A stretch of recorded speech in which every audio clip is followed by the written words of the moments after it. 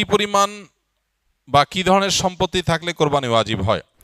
এরপরে প্রশ্ন হলো পশু কোরবানির ক্ষেত্রে পশুর কি কি দিক আমাদের লক্ষ্য রাখতে হবে? কি পরিমাণ বা কি ধরনের সম্পত্তি থাকলে কোরবানি ওয়াজিব হয়? ওলামায়ে হানাফির মতে কোরবানি ওয়াজিব সচ্ছল মানুষের উপরে। সচ্ছলতার সংজ্ঞা কি? যার কাছে এই পরিমাণ সম্পদ আছে, যে পরিমাণ সম্পদ দিয়ে সে যে পরিমাণ সম্পদ হলে জাকাত ওয়াজিব হয়। জাকাত ওয়াজিব হয় যে পরিমাণ সম্পদ হলে 52.5 ভরি রূপা বা তার সমমূল্য, এটা যদি মানুষের কাছে ক্যাশ থাকে, ব্যাংকে থাকে, ব্যবসা মাল আকারে থাকে, জাকাত যোগ্য সম্পদের মালিক যদি কেউ হয়, জাকাত তো আবশ্যক হয় 1 বছর থাকলে, এটা 1 বছর থাকা জরুরি না। ঈদের দিনগুলোতে, কোরবানির দিনগুলোতে যদি এই পরিমাণ টাকা কারোর কাছে থাকে, সেটা ক্যাশ থাকুক অথবা ব্যবসা মাল আকারে থাকুক বা অন্য কোনোভাবে যেটা জাকাত যোগ্য হয়, এরকম সম্পদ যদি কারোর কাছে থাকে, তাহলে সেক্ষেত্রে তার উপরে কোরবানি ওয়াজিব। এখন যদি কারোর স্বর্ণ থাকে 10 ভরি, তাহলে 7.5 ভরির বেশি হলে জাকাত আবশ্যক হয়, বিধায় তার উপরে কোরবানিও কি হবে? বর্তাবে। এরপরে প্রশ্ন হলো পশু কোরবানির ক্ষেত্রে পশুর কি কি দিক আমাদের লক্ষ্য রাখতে হবে?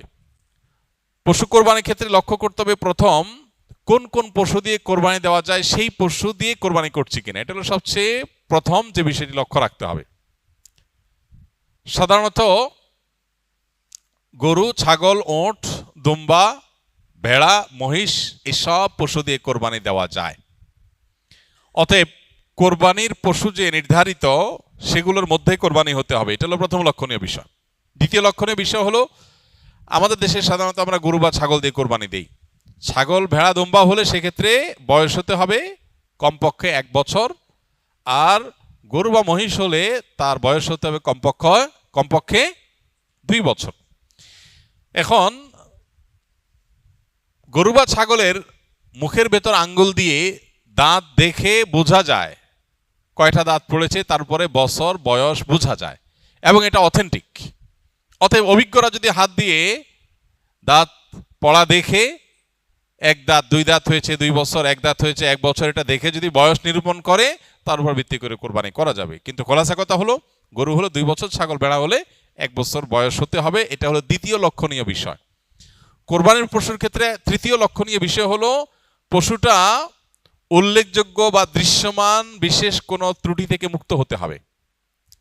যেমন এত বেশি আঘাতপ্রাপ্ত হয়েছে যে, এত বেশি দুর্বল হয়েছে যে সে উঠে জবের জায়গা পর্যন্ত যেতে পারে না, একটা চোখে কিছু দেখেই না, একটা কান পুরা নষ্টই হয়ে গেছে, অ্যাক্সিডেন্টে বা কোনোভাবে দুর্ঘটনায় পা ভেঙে গেছে এমনভাবে যে হাঁটতেই পারে না, তো এরকম যদি হয় তাহলে সেটা কোরবানির জন্য উপযুক্ত নয়। এবং কোরবানির জন্য তৃতীয় লক্ষণীয় বিষয় হলো এই ধরনের ত্রুটি থেকে মুক্ত থাকবে। এমনি কানের অল্প একটু কাটা আছে, কোথাও একটু সামান্য কাটা গেছে, একটু দুর্বল হয়েছে, এটার কারণে কোরবানির অসুবিধা হবে না। মেজর কোনো অসুবিধা যদি না হয়, তা দিয়ে কোরবানি করা জায়েজ হবে। তো এই বিষয়গুলো মোটামুটি কোরবানির পশু নির্বাচনের ক্ষেত্রে লক্ষ্য করা হলো কর্তব্য। আর সবচেয়ে বড় বিষয়টা হলো নিয়াত। এটা কি গোশত খাওয়া, নাকি সামাজিক মর্যাদা রক্ষা করা, নাকি আল্লাহর সন্তুষ্টি উদ্দেশ্য, সেটা হলো কোরবানিটা অর্থবহ হওয়া বা এর বিনিময় আল্লাহর কাছে লাভ করার জন্য সবচেয়ে গুরুত্বপূর্ণ বিষয়।